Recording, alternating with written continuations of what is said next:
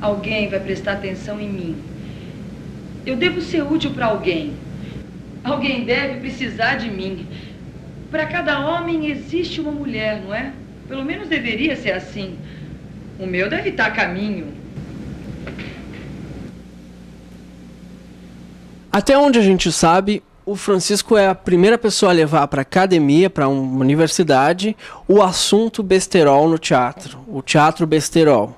Por que tu escolheste o assunto besterol? Vários motivos. Um deles foi que afetivamente eu tinha uma ligação muito próxima ao gênero. Foi um besterol que eu vi com 10 anos, que era Cereza da Zona Sul, do Miguel Falabella e do Vicente Pereira, que fez eu gostar de teatro, me tornar um aficionado pelo gênero. Um outro motivo é que sempre foi um período marginalizado pela academia, pela dita inteligência, pela intelectualidade.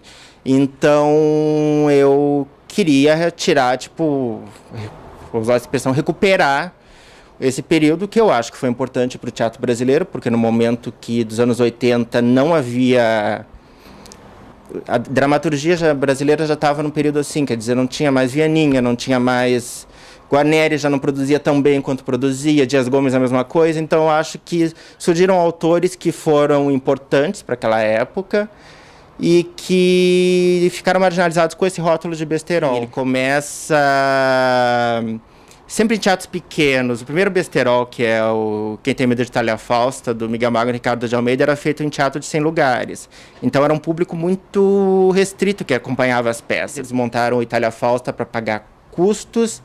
E daí, só que o espetáculo vingou.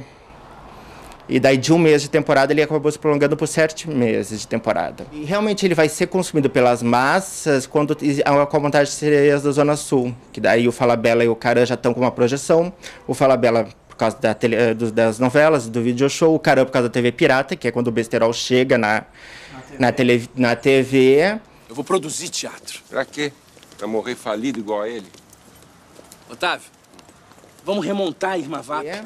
E daí eles fazem teatros grandes, eles lotam o Salão de Atos da URGS, é um espetáculo que poderia ter ficado 6, 7 anos em cartaz e não ficou porque eles não tiveram paciência de prolongar. E o Vicente Pereira é um dos autores do espetáculo, é isso? Seria da Zona Sul. E é o teu objeto de estudo. Sim, exatamente. Na época que o Vicente fazia a cenografia dos Secos e Molhados. Eu tentei... Ele começou com a música. O Vicente, a história é a seguinte, ele era um jovem desajustado em Brasília, ele nasceu em Uberlândia, mas daí foi para Brasília logo que Brasília foi fundada. Aí ele conheceu o Ney Matogrosso, inclusive isso ele conta no romance dele, ele conheceu o Ney de uma forma muito peculiar, que eles se odiavam, assim, eles tinham uma antipatia gratuita, e daí... Em determinado momento, eles tiveram que se cruzar pela rua, aquela coisa assim, tá na mesma calçada e era inevitável que eles tinham que se cruzar na rua. E quando eles se cruzaram, frente a frente, houve uma catástrofe, 2 carros se chocaram e todo mundo morreu naquela catástrofe. Isso está narrado nas memórias do Vicente. Ficaram amigos. Aí ficaram amigos a vida inteira. Daí, quando o Ney vai para São Paulo com Secos e Molhados, um dos amigos que ele leva é o Vicente. Daí o Vicente começa a fazer figurinos, porque ele era artista plástico também, e cenário para Secos e Molhados. Você já descobriu como ele caiu no teatro, no besterol? Aí ele conhece aquelas pessoas, tipo Mauro Razzi, Luiz Carlos Góes, Rubens Araújo, Duzi Nacarate, que é a rainha do besterol. E daí... É que daí eles começam a fazer umas peças bem transgressivas. O Mauro Vicente escreve em uma que se chama Ladies na Madrugada, que era em São Paulo em 75.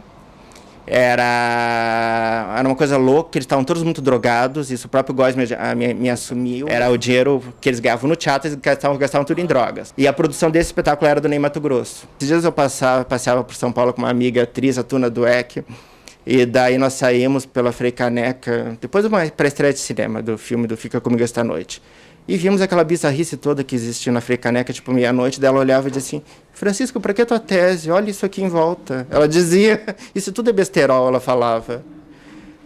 Eu moro aqui na Cidade Baixa, assim. Esses dias eu abri uma janela, por exemplo, e vi uma mulher sentada num bar com um tapa-olho na cara, tomando cerveja. Eu digo assim, filmem isso, por favor. Isso para mim é besterol. Porque besterol ridículo. Sim, beira o ridículo. O que eles definiam muito como besterol? Eles pegavam esses absurdos cotidianos. O Antônio Bivar, que se considera um dos precursores, dizia assim, a gente pegava esses absurdos cotidianos, assim. Por exemplo, uma das peças do besterol, que foi uma criação da Thaís Portinho lá no Rio, que era Classificados e Desclassificados, com o Duzec no elenco como ator. O Eduardo Duzec é músico. Era uma turma sempre, assim, era Jaqueline Lohance, era Thaís Portinho, era Vicente Pereira, Thelma Heston, Ana Lu Prestes, Miguel Falabella, depois entra, Mauro Razzi, daí Mauro Razzi renega o besterol, ele começa a renegar a partir de 88.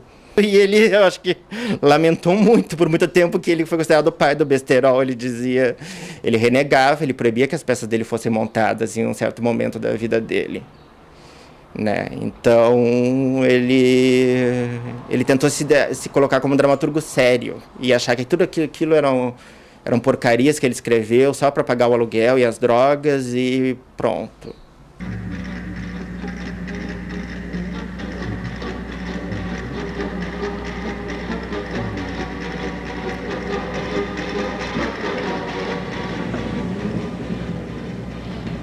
Será que não tem nenhuma mina disso? Um minutinho.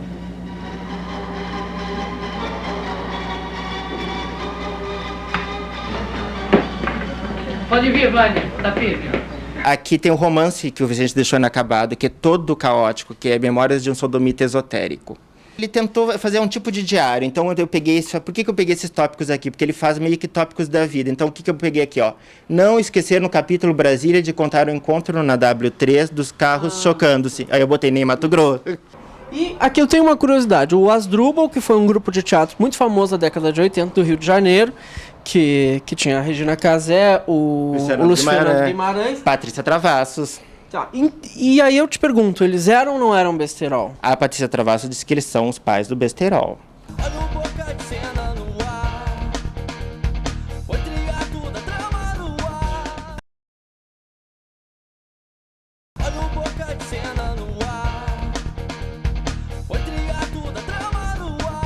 O Hamilton Vaz Pereira, há pouco tempo, dirigiu 5 vezes Comédia, que reunia... aliás, o título original de 5 vezes Comédia era 5 vezes Besterol. Reunia texto do Vicente, reunia do Miguel Magno, do Felipe Pinheiro. Tinha a Fernanda Torres nesse espetáculo, né? Sim, ela fazia um texto do Mauro Razzi, que daí o Mauro Razzi, aquelas loucuras dele, assim... Uma época, então, ele decidiu que ele voltaria ao besterol.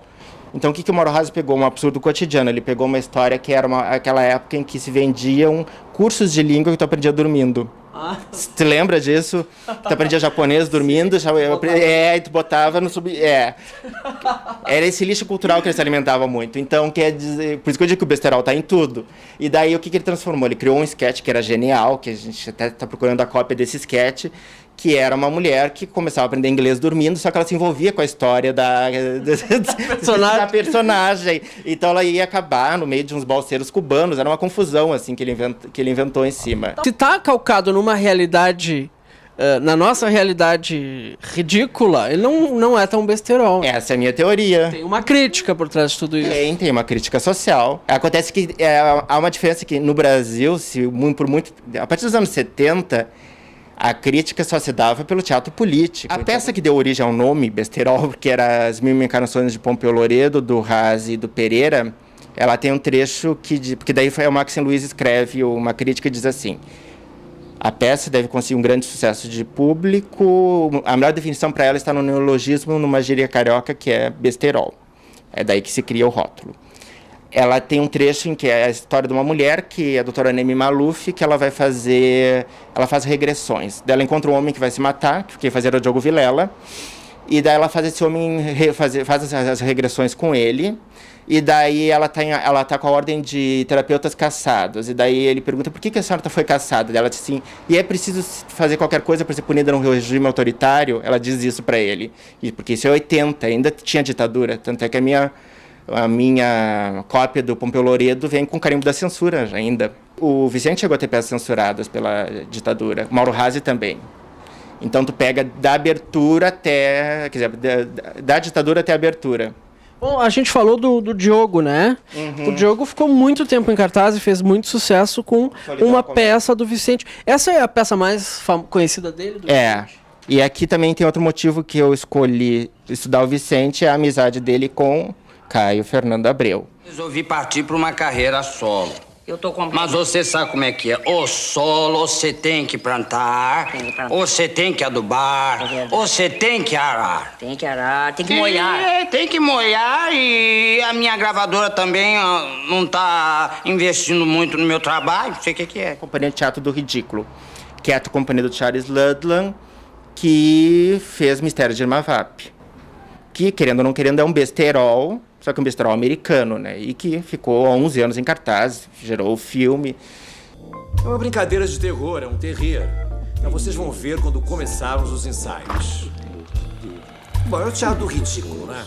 Vocês têm que aproveitar essa chance. São 2 atores fazendo 6 personagens. Então, esse é o sucesso. Cleide! 11 anos em cartaz. Não faltava mais nada. Só faltava você. E tal. Então, o que o Ludlam fazia? Ele tinha um teatrinho pequeno e daí ele pegava clássicos como a Traviata e fazia, só que com homens vestidos de mulher. Que isso é uma característica do besterol, ter o travestimento. Você fez a sala ficar quente e alegre. Obrigada, Jane. O que é isso? Fez uma mulher. Ah, Jane. Você fez a sala ficar quente e alegre. Obrigada, Jane. Não, mais mulher, uma mulher mesmo, é. Ah, Jane, você fez a sala ficar quente e alegre. Não acredita que eu sou mulher, vai, faz. Ah, Jane, você fez a sala ficar quente e alegre. Isso. Obrigada, Jane. Vai. Posso servir uma boa xícara de chá para a senhora, madame? Se não for problema. Para isso que eu estou aqui. Isso, vai. Acredita. Isso, vai. Eu sou uma mulher, isso, vai nessa. Eu sou uma mulher? Vai. Eu sou uma mulher, vai acreditar. Eu sou uma mulher. Eu sou mulher. Não, fala agora, eu sou mulher. Eu sou mulher. Não, eu sou uma mulher, faz. E o besterol aqui em Porto Alegre chegou quando? Chegou? O Caio, de certo, estava envolvido nessas montagens. Aí eu não sei se eu posso contar, ele namorou o Luiz Carlos Góes. Era a mesma turma. Tu vai ver no texto assim, tu vai ver, por exemplo, pelo texto que ele fala do Vicente, ó. Amigos comuns, José Márcio Penido, Mauro Razzi, Marco Antônio Lacerda e Mato Grosso afirmavam, mas vocês são a cara um do outro, porque eles não tinham se conhecido pessoalmente. É porque o Caio também era uma figura, porque, claro, as pessoas adoram dizer que o Caio era denso, tudo bem, ele é um grande escritor, e ele tem contos muito tristes, mas ele... Quem conviveu com o Caio pessoalmente sabe que ele era muito bem-humorado, ele tinha um humor ferino muito grande. Tá, e o Luciano Labarce, que é um diretor de teatro, né, que ainda está aí, vocês podem ver no Boca de Cena, dirigiu um besterol, é isso? Exatamente. Eu separei o Luciano porque o Luciano foi quando eu fazia parte do júri do Açorianos de 2004 e nós indicamos o Bonecas à Beira do Ataque de Risos, o melhor espetáculo.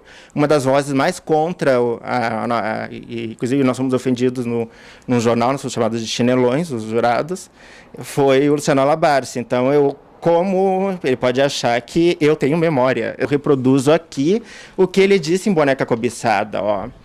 Boneca Cobiçada, que foi dirigido por ele, com o Caio Prates. Fazendo aquelas dublagens, que o Caio Prates ficou famosíssimo por isso, fazendo o Julie Andrews, Lauro Ramalho era um dos bailarinos, quer dizer, todo o pessoal que depois, Renato Campão fazia o roteiro, todo esse pessoal que foi fazer Bonecas à Beira do Ataque de Risos, o Renato e o Lauro. Que faz o nosso besterol de hoje, né, aqui. O Lauro faz o Bordel dos Irmãos Metralha, todo esse pessoal que foi xingado no Bonecas, era que o Luciano dirigia. E aí o Luciano disse assim no programa: deixa rir, deixa divertir, deixa aliviar, que é disso mesmo que todos nós estamos precisando. Um pouco mais de humor, um pouco mais de amor, de trabalho, de tesão e fé. Em qualquer coisa que espante a vuduzagem idética que está matando nossa esperança.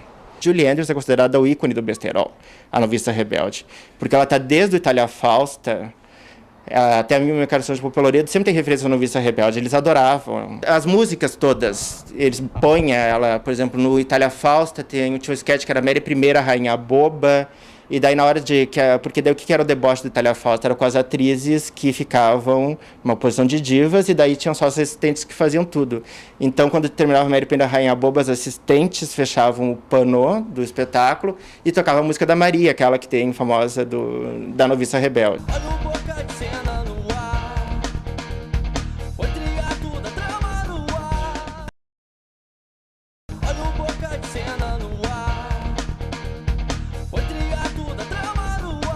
Tem aqui um Miguel Falabella, Cereza Zona Sul, uma cópia que foi feita 3 dias antes de ir à cena, com as anotações de Jaqueline Lohans, Filhas da Zona Sul, que eram, no espetáculo virou um esquete em que 2 vizinhas brigam. Mas a ideia inicial deles era que eles estivessem de maiô, numa praia, e começassem a dar os tiroteios que já havia no Rio de Janeiro. Quer dizer, essa coisa de pegar o que tinha.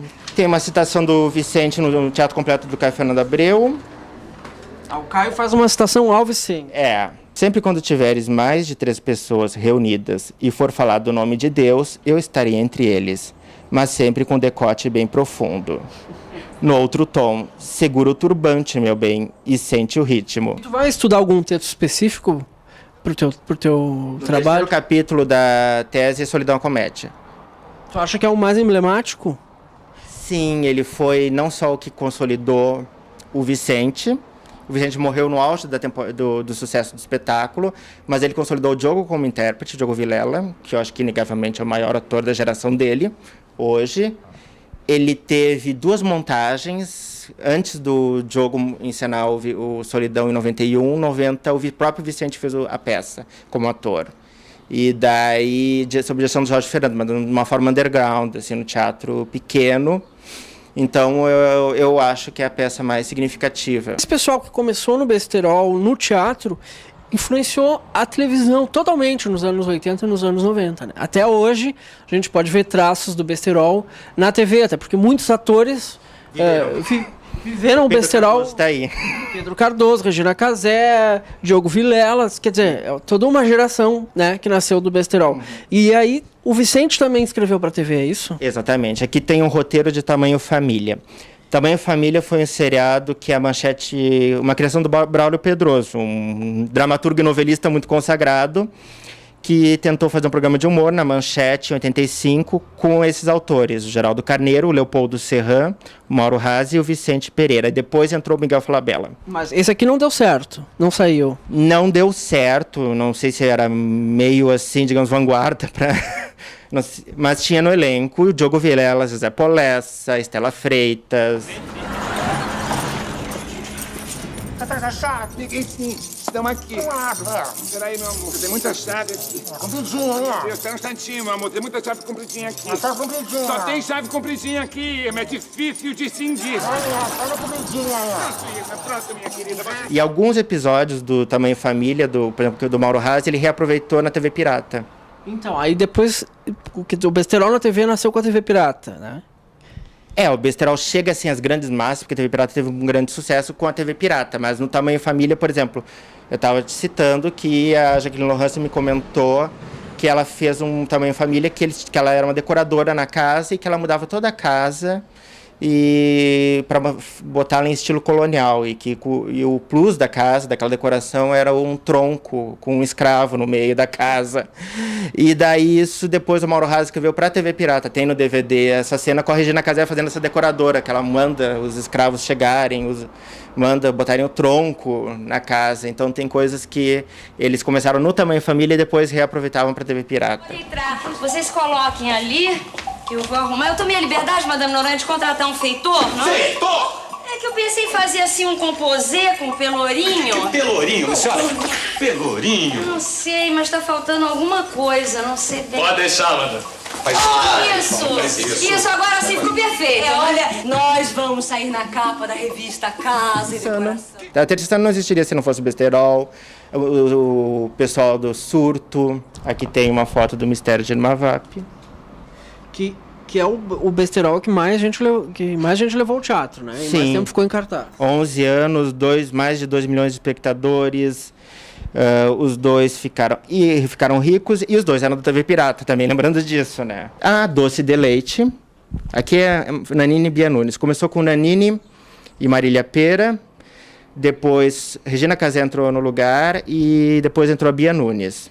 Tinha textos do Mauro Razzi, do Vicente Pereira, do Alcione Araújo. E como eles diziam que eles não eram nem de direita nem de esquerda, eles pinafravam todo mundo. Eles não tinham vínculo político nenhum.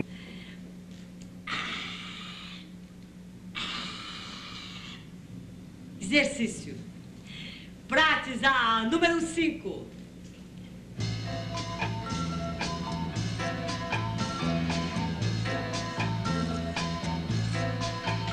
balada triste que me faz lembrar alguém.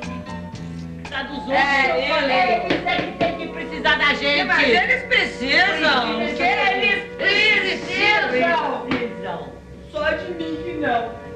Só de mim ninguém precisa. Olha o Boca de Cena, todo um palco pra se mostrar. Olha o Boca de Cena no